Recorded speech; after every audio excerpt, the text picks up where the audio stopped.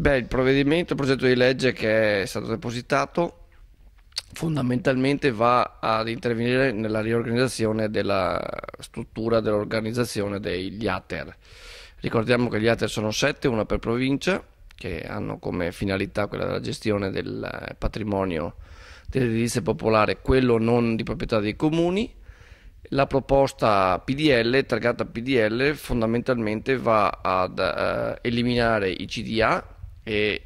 conseguentemente anche il collegio dei revisori di conti con ovviamente costi per noi anche troppo sperequati rispetto alla gestione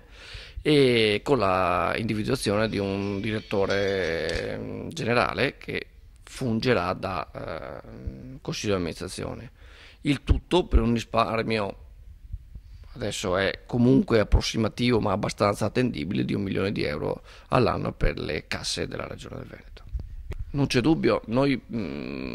vogliamo passare da una fase degli annunci che spesso sfociano anche sul populismo alla fase della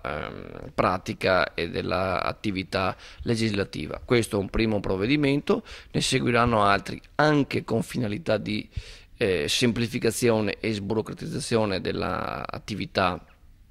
della Regione del Veneto, e che anche questi quotidianamente non hanno costi ben precisi, ma noi sappiamo perfettamente quale può essere il disagio recante ai liberi e ai normali cittadini che ogni giorno hanno a che fare con la pubblica amministrazione, con lungaggini, spesso anche doppioni o triple diciamo presentazioni di documentazione tra comuni, province e regioni. Ecco, questo è il nostro compito, la nostra mission,